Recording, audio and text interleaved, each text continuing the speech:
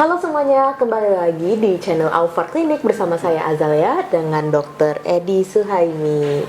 Nah, dokter, kali ini untuk topik yang mau kita bicarain hari ini cukup populer ya. Semenjak COVID ini makin naik, apalagi udah banyak dokter yang di luar sana membahas tentang hal ini, yaitu tentang stem cell. Nah, dari Dr. Edi sendiri bisa jelasin nggak sih itu menurut dokter juga ya, stem cell itu apa? Ya, baik. Pertama-tama saya mengucapkan Assalamualaikum warahmatullahi wabarakatuh untuk semua sahabat Alfar di mana saja berada ya, terutama di Palembang dan sekitarnya gitu. Jadi baiklah, pada kesempatan ini kita akan membahas tentang stem cell. Jadi nanti ini host kita Mbak Aza ya, kita akan bagi part-part ya. Jadi mungkin bisa 5, bisa 6 part ya. Oh, bakal jadi, panjang ya. Iya, gitu. Jadi memang untuk stem cell ini sekarang ini sangat banyak sekali riset-riset yang melaporkan seperti itu. Jadi setiap hari, setiap minggu kalau kita browsing di internet itu banyak sekali penelitian-penelitian yang melaporkan tentang penggunaan stem cell ya. Baik itu di bidang penyakit ya, penyakit maupun kecantikan juga, estetik gitu. Estetik utama yang dari Korea itu ya. Jadi memang bidang stem cell ini umum ya. Jadi banyak sekali dokter-dokter itu, baik dokter umum maupun dokter yang spesialis, kemudian S2 biologi molekuler mengangkat tentang tema stem cell begitu. Termasuk bidang akupunktur juga ya, karena memang akupunktur ini salah satu efeknya adalah ya seperti stem cell juga ya, terutama untuk kasus-kasus penyembuhan. Jadi akupunktur bisa memicu stem cell endogen ya, gitu ya. Nah itu jadi sangat menarik sekali kalau dibicarakan seperti itu. Sekarang kalau stem cell sendiri ya, itu kan molekul, berasalnya dari mana sih dokter? Ya. Jadi kalau secara definisi stem cell itu adalah sel indu, sel indu atau sel punca ya. Jadi kalau sahabat Alfar ya, kalau mendengar tentang stem cell maka ya itu sama dengan sel punca atau sel indu gitu ya, yang memiliki kemampuan meregenerasi dirinya sendiri ya, dan memperbanyak diri, kemudian dia juga bisa meregenerasi menjadi semua jenis sel gitu. Jadi tergantung stem cellnya sendiri itu pada tingkatan apa gitu. Nah, dari mana stem cell itu berasal? Nah, secara garis besar stem cell itu dibagi menjadi dua ya. Dua macam ya. Yang pertama itu berasal dari embrionik gitu ya. Kemudian yang kedua berasal dari sel dewasa. Embrio ini berarti bayi ya maksudnya? Iya, kalau embrio kan gini kan ketika kehamilan ya, terjadi itu ya. Jadi pertemuan antara sperma dan sel telur itu, nah dia akan membentuk menjadi zigot, kemudian berkembang menjadi embrio. Nah itu. Jadi embrio itu sebenarnya dari satu sel ya, dari satu sel dari ayah, kemudian satu sel dari ibu, dua sel itu bersatu, kemudian membentuk embrio. Nah selanjutnya dia akan berkembang menjadi bayi, menjadi janin, menjadi manusia ya. Artinya dari sel embrio itu dia berubah menjadi semua tingkatan jenis sel, seperti itu. Nah sementara kalau yang stem cell yang dewasa ya, artinya itu didapat dari sel-sel kita yang sudah dewasa. Banyak sekali. Gitu. Jadi ada yang diambil dari sel, istilahnya ini dari sel darah ya, hematopoietik ya. Kemudian ada dari sumsum tulang ya, dari sumsum tulang. Kemudian ada dari pulva gigi, bisa juga. Gitu. Bisa juga ya. Kemudian ada yang diambil dari fat, jaringan lemak. Jaringan lemak, kemudian jaringan otot, dan terakhir yang paling banyak dipakai itu yang sekarang ini yang sangat dikembangkan, yang banyak kita dengar itu berasal dari umbilical cord atau tali pusat.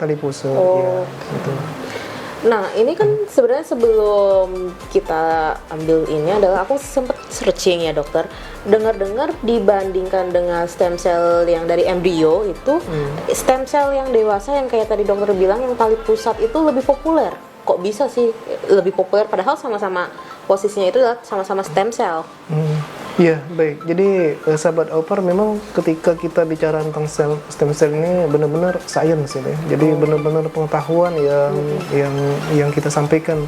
Karena memang ya laporan-laporannya itu memang ya by riset ya, dari laporan-laporan riset, baik Riset, itu ya jurnal, dan lain-lain. jurnal, penelitian dan lain-lain. Baik itu dari dalam negeri maupun dari luar negeri gitu.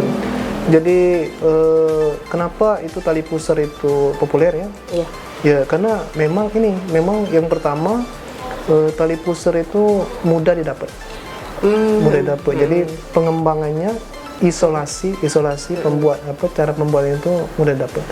Kemudian yang kedua, dia tali pusar ini dia memiliki kemampuan yang baik untuk meregenerasi tadi. Jadi dia bisa meregenerasi pada semua tingkatan jenis sel gitu ya. Jadi kalau dia stem cell ini kalau misalnya kita injeksikan pada tulang, maka dia akan berubah menjadi tulang gitu. Diinjeksikan pada jaringan lemak, itu berubah menjadi lemak dan seterusnya. Nah, kemudian yang ketiga ini yang mungkin sebagai muslim ya, ini harus menjadi perhatian khusus ya. Bahwa secara etis ini tidak melanggar etis itu ya. Halal. Iya, halal itu. Jadi bahkan MUI bisa dilihat ya, MUI dari Jawa Tengah itu mengeluarkan fatwa tentang halal mutlak. Ya, jadi bukan halal yang biasa, halal mutlak. Artinya memang ya karena efeknya ini bagus ya untuk kesehatan, jadi MUI sampai mengeluarkan fatwa seperti itu. Jadi halal mutlak. Jadi memang benar-benar bagus untuk dipakai untuk penyembuhan penyakit seperti itu. Baik, oke. Nah, kemudian satu lagi, tadi kenapa nggak embrio tadi? Ya tentu melanggar etis itu ya. Jadi terutama kalau kita muslim itu ya melanggar etis itu ya. Jadi kalau itu diambil dari embrio itu ya. Iya.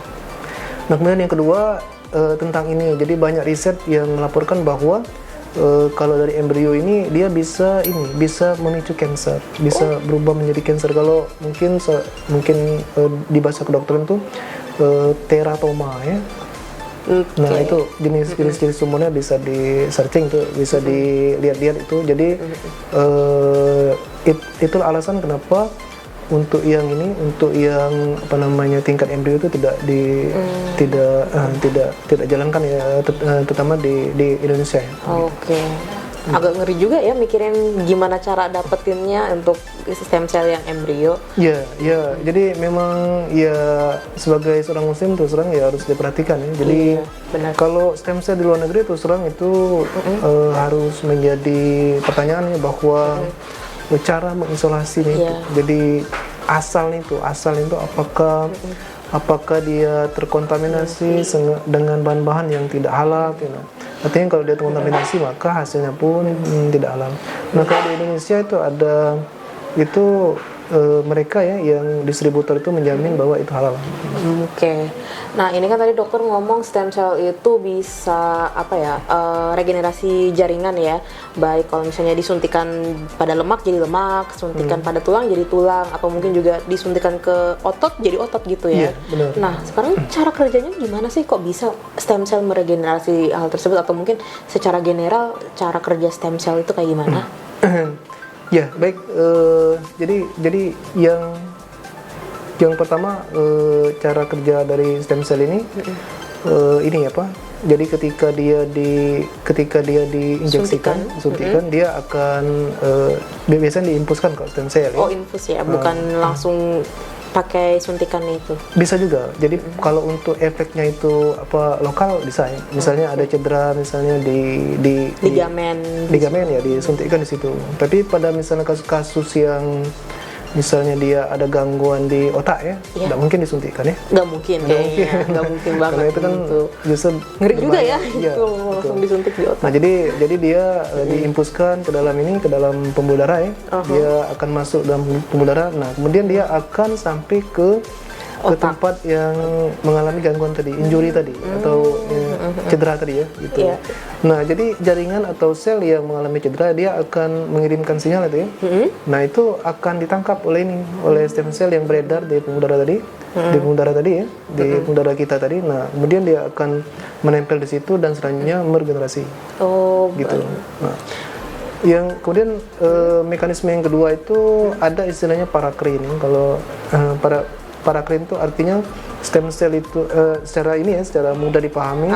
Jadi stem cell itu dia akan menghasilkan cairan stem cell ya. Cairan stem cell itu, cairan stem cell itulah yang apa namanya membuat stem cell itu meregenerasi secara optimal atau secara maksimal gitu. Itu yang cara yang mekanisme yang kedua ya. Kedua. Nah, kemudian yang ketiga tentang dia mempengaruhi imunitas. Nah, jadi dia mempengaruhi imunitas seperti mungkin kalau sahabat Aupar baca-baca ya, dia mempengaruhi sel T, kemudian sel B, makrofag dan lain-lain seperti itu ya, apa namanya, jaringan atau sel yang terlibat dalam imun sistem gitu ya. Nah, oleh sebab itu ini sangat menarik ya. Jadi pada kasus-kasus autoimun, nah ini bagus diterapi dengan stem cell karena ya dia mempengaruhi sistem imun seperti itu. Jadi ada 3 hal itu ya yang harus kita ketahui ya. Mekanisme bagaimana dia berefek untuk pada menyembuhkan tubuh. penyakit ya. Jadi kalau dari yang berarti aku dengar ya dari dokter ini, manfaat stem cell itu bukan cuma regenerasi sel, tapi juga bisa untuk autoimun. Tapi mungkin selain dua itu ada manfaat lain nggak sih dari stem cell ini, Dok?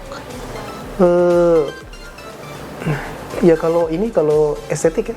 Iya. Tadi kita bahas tentang estetik Iya, tadi. di awal tadi ya estetik. Ya, tentang estetik. Jadi ini banyak yang dipakai dan apa namanya? Nah, tadi kan stem cell tadi kan dia mengeluarkan cairan. Nah, cairan stem cell itu ada ya sebenarnya sekretom. Nah, ini yang mungkin banyak sekali ini penelitian riset tentang penggunaan sekretom. Jadi sekretom itu sebenarnya cairan stem cell yang tujuannya adalah untuk apa namanya, membantu kerja dari stem cell itu sendiri. Atau cairan stem cell seperti sekretom tadi itu bisa memicu aktivasi dari stem cell endogen kita. Begitu. Tapi kalau untuk secara estetik berarti kayak rejuve bisa ya untuk secara estetik tadi. Untuk rejuve dan juga untuk mungkin kolagen ya berarti. Bisa. Jadi dia memicu regenerasi gitu. Jadi kalau regenerasi artinya ini bagian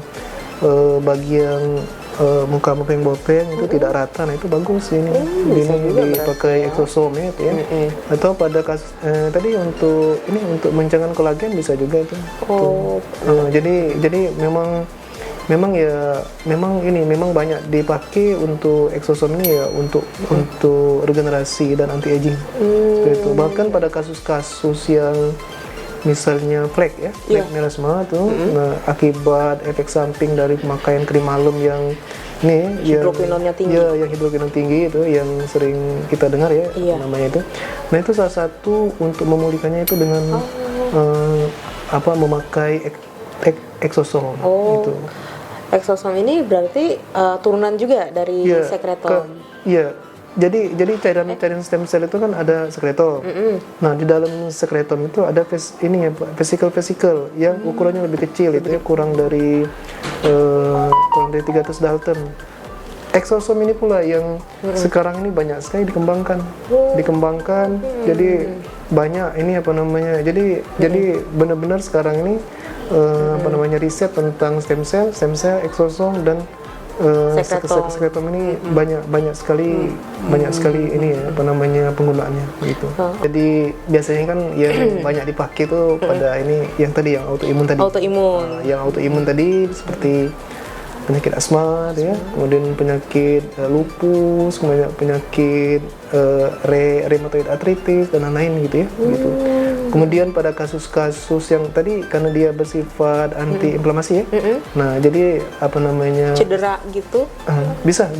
Ya. Kalau itu kan efek regenerasi. Iya. Nah, kalau untuk yang pain, untuk nyeri ya. Nah, itu dia ada efek anti-inflamasi gitu.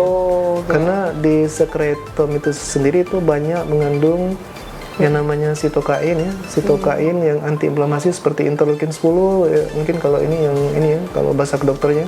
Nah, interleukin 10 itu bisa menghambat nyeri yang disebabkan karena inflamasi gitu. Pada kasus apa namanya osteoartritis ini apa namanya lutut, nah itu bagus itu. Itu banyak riset melaporkan bahwa dengan penggunaan injeksi sekretom pada lutut itu, maka derajat tingkat keparahan ya, derajat dari apa namanya osteoartritis lutut tadi itu bisa menurun. derajatnya, gitu ya. Bahkan Jadi, bisa sembuh juga. ya kalau yang dia grade-nya yang ringan ya itu bagus gitu. Tapi kalau yang grade yang berat misalnya sudah grade 4 itu memang pilihannya ya diharuskan operasi gitu. Tapi banyak juga pasien-pasien yang grade 4 itu ya yang belum mau dioperasi mencoba itu. Karena memang responnya terhadap setiap orang tuh berbeda-beda. Ada yang responnya yang cepat, yang bagus itu, ada juga yang lambat gitu. Tuh. Cuman dari pengalaman kita ya terus terang penggunaan sekretom ya terutama itu dengan 2 kali saja itu nyerinya itu sudah jauh berkurang dari biasanya. Gitu. Oke. Bakal panjang nih ya kita kalau mau diomonginnya dari A sampai Z ya dokter. Iya, saya terus terang kalau masalah stem cell ini kita akan angkat nanti benar-benar kita membedah tentang riset-riset orang deh. Jadi nanti kita bagi part-part misalnya misalnya kita membicarakan tentang autoimun tadi. Nah, nanti kita akan sampaikan riset-riset yang terbaru itu. Yang dipublish orang itu baik itu di Indonesia maupun di luar gitu. Mungkin sebelum ditutup ini ya, jadi kita benar-benar memberikan edukasi yang sebenar-benarnya itu ya. Jadi jangan sampai sekarang banyak distorsi informasi. Jadi banyak klaim-klaim yang tidak mendasar itu ya. Karena mau jualan dia menyebabkan ya tidak ilmiah itu, jauh dari ini ya, dari informasi yang dapat dipertanggungjawabkan. Jadi kita menghadirkan informasi yang benar-benar bermutu, berkualitas dan bisa diverifikasi. Oke. Nah, itu ingat ya. Jadi harus mengolah informasi lebih jelas lagi ya, jangan kemakan dengan hoax, apalagi juga dengan clickbait. Oke, nah begitu dulu untuk episode stem cell yang pertama kali ini. Terima kasih, saya Azalia dan Dokter Edi pamit ya. Terima kasih semuanya udah menonton. Jangan lupa like, comment, dan subscribe ya. Terima kasih.